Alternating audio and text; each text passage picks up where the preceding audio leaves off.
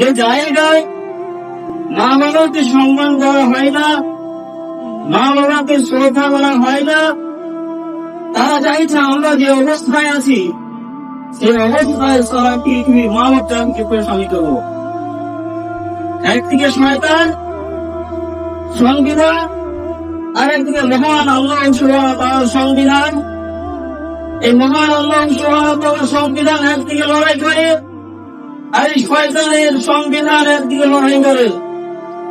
আর এই মাঝখানে যে সমস্যা কাজ দাঁড়িয়েছে, সেই সমস্যা হচ্ছে মা বাবার অসম্মানিত করা। এই অসম্মানিত বহু একটা বড় শর্ত, যেখানে মা এবং বাবা সন্তানদের কাছ থেকে আর যেটা আচরণ, যে ব্যবহার, যেটা পরামর্শ, এটা কিছু পাচ্ছে না। তার পিছনে মহান আল্লাহ সুবহানাহু ওয়া তাআলা এই শয়তানের সংবিধানকে খণ্ডিত করার জন্য কোরআন মাজিদে মহান আল্লাহ সুবহানাহু ওয়া তাআলা সমস্যার সমাধান দিয়েছে।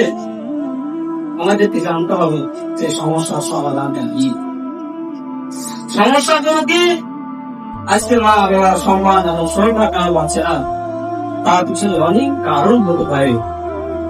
তার মধ্যে 1 নম্বর কারণ যেটা, সেটা হচ্ছে শিক্ষা। শিক্ষা হতে গিয়েছে, যেটা আসল শিক্ষা, মূল শিক্ষা, যে শিক্ষাতে আপনি আপনার সম্মানকে, আপনি আপনার মর্যাদাকে ধরে রাখতে পারবেন, সেই শিক্ষা, সেই মর্যাদা উঠে গিয়েছে। যে শিক্ষা বিশ্ব নবী করিম সাল্লাল্লাহু আলাইহি ওয়াসাল্লাম দিয়ে দিয়েছে, সেই শিক্ষা আমাদের মাঝে নেই। যে শিক্ষা খোলাফায়ে রাশিদিনরা দিয়ে গিয়েছে, সেই শিক্ষা আমাদের মাঝে নেই।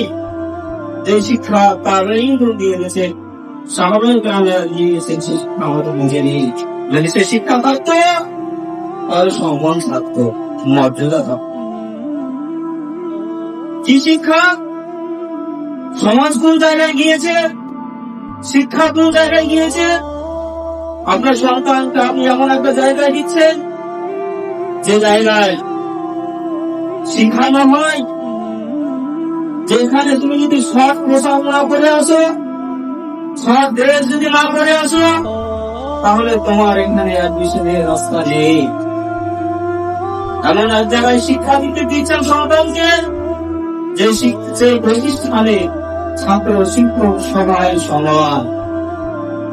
এমন এক জায়গায় সন্তানকে শিক্ষা দিচ্ছে, এমন এক শিক্ষকের কাছে সন্তানকে শিক্ষা দিচ্ছে, যেখানে